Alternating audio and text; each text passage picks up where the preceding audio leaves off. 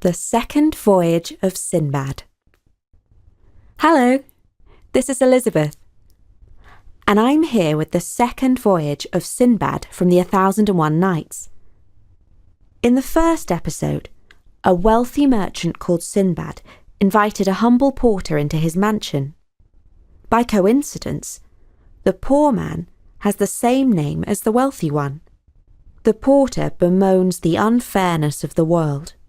The rich Sinbad responds by telling the stories of the 7 sea voyages that made him wealthy.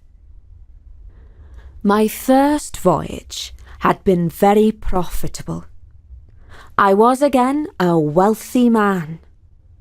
I did not lack for luxury or entertainment. But my friend, I could not rest for long. I had tasted the salt air and the thrill of travel and adventure. Soon I was pulled by the will of Allah back to the seaport at Basra, where I found a newly made ship with fine sails and the best equipment. The captain was gathering merchants for a voyage. I booked my place with him and then went to the market to buy up goods for trade. We set sail the very next day and cruised from island to island in the fine weather. Wherever we landed, we found a crowd of merchants and clients eager to do business with us. At last, we came to a peaceful island with no sign of human inhabitants.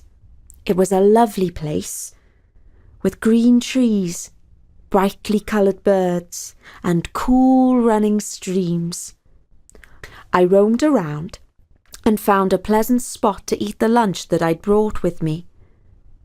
After I'd enjoyed my food, I allowed my eyes to close and fell into a pleasant sleep. When I awoke, I felt uneasy. I hurried back to the beach where we had come ashore. My fellow travellers had left tracks in the sand. I found the skins of fruit that they had eaten, and the smoky remains of a fire that they had lit for cooking. But they themselves were gone. They had left me. I was marooned. Now I sat down on the shore and looked out to sea. All the time I expected to see our ship sail back around the headland to pick me up, but she did not. The crew and my fellow merchants had forgotten all about me. Tears came into my eyes as I thought of the life I had lost in Baghdad. My fine house, the silken cushions on my bed, the playful fountain in my courtyard, the purple rose petals of my garden, the smell of roast meat from my kitchen, my servants, the company of my friends. There was no luxury that I lacked then. Now I had exchanged all those comforts for a bed of leaves on a desert island. The tears stung my eyes.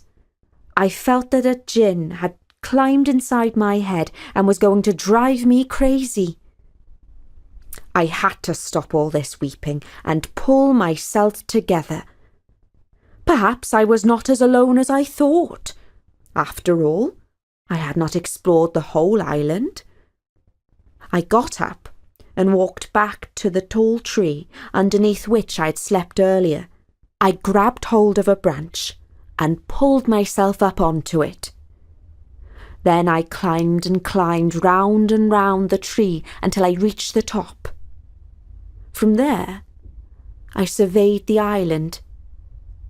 I could not see a plume of smoke or any sign of human life, but I did see some sort of strange building, a giant dome, smooth and white. This I had to examine more closely. I climbed down to the ground and walked in the direction of the dome. When I reached it, I strode all around and counted 50 paces. I ran my hands over its sides, hoping to find a secret door, but there was none that I could discover. It felt, if anything, like an eggshell. I sat down for a while and towards evening the sky turned dark. At first, I thought that perhaps a large storm cloud had blown overhead, but as I looked up, I realised that the cloud was in fact a giant bird. Its wings were flapping, and gusts of wind sent twigs and leaves flying this way and that. I ran to hide among the trees, and saw the feathered monster descend and land on the egg. While it settled there, I recalled travellers' tales of a bird, monstrous in size, called a roc. Yes, this is indeed such a creature, I thought. I was seized by a reckless impulse. I was so desperate to escape the deserted island that I was willing to try even the maddest of ideas. I crawled out of my hiding place and crept towards the brooding bird. When I reached it, I climbed up onto its giant claw and tied myself to its leg using the cloth from my turban. There, upon the bird's foot, I spent the most uncomfortable night of my life. When morning came, the bird awoke from its slumbers and began to stretch out its gigantic wings. Then it began to flap them, causing great gushes of wind. We arose high into the air. I could see the island below me and the sparkling blue sea. Off we flew, crossing the waves, until we reached a mountainous land. I could see pointed volcanoes with plumes of smoke coming out of them. Everywhere I looked were rocks and lava. Then I began to weep. Oh, that I had stayed on the island, for at least there were fruits to eat and spring water to drink in that place. I have exchanged one terrible place for a far worse one, but Allah in his wisdom must have willed it so, and it is the lot of man to submit to his fate. At least, I thought, my situation could not grow any more dreadful. But it did. We landed in a deep ravine. I untied myself from the bird's foot and dived behind a rock. From there, I took a look at where we had arrived. On either side of us were steep walls, far too high for any man to scale. And the bottom was home to death in the form of enormous serpents, each the size of a palm tree, who could have eaten an elephant in one gulp. Their monstrous heads, with razor-sharp fangs and darting forked tongues, made me shake with fear. But the ground beneath my feet held a very different wonder, one that under different circumstances would have filled me with joy. The rocks sparkled and glittered, for they were encrusted with enormous diamonds.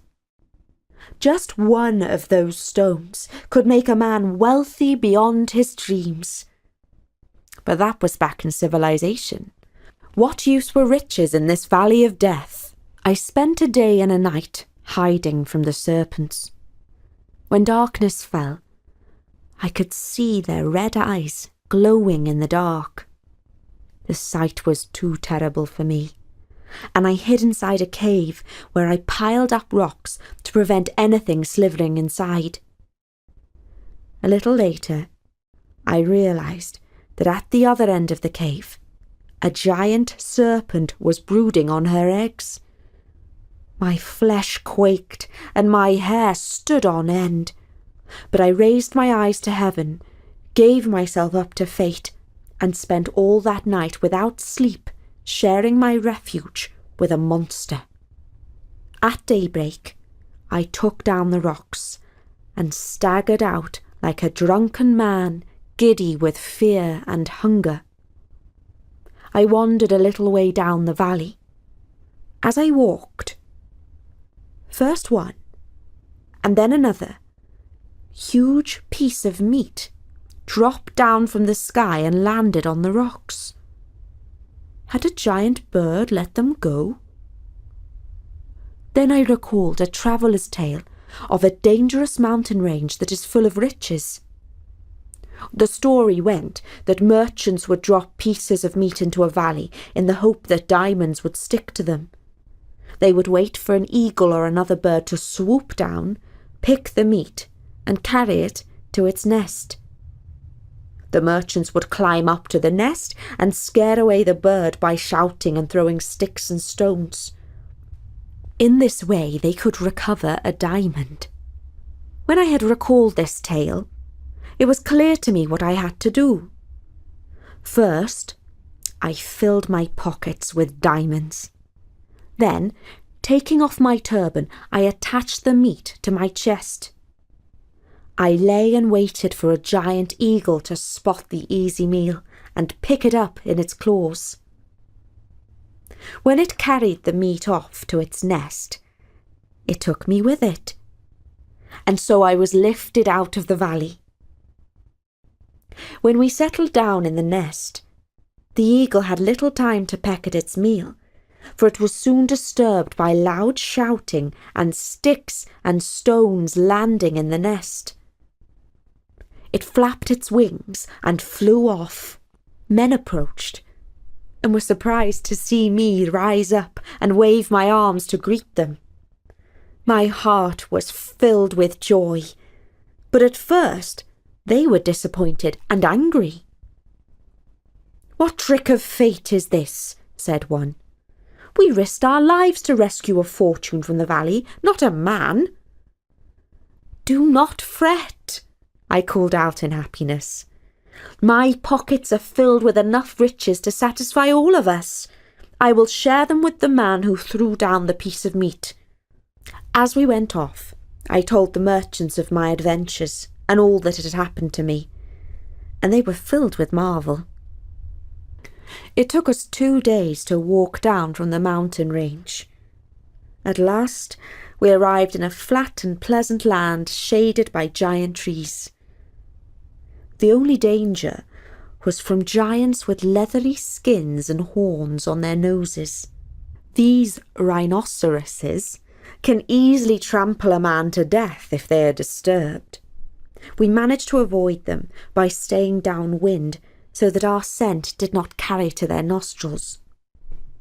We safely reached the ship and sailed for Basra, where we sold our diamonds for a great fortune.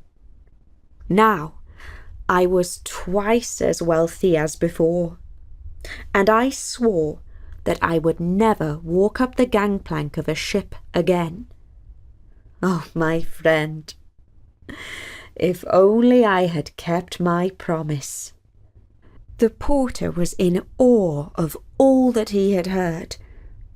The merchant gave him 100 gold dinars and invited him to return the following evening to hear another tale. I do hope that you enjoyed this story of Sinbad. I'll be back soon with his next adventure.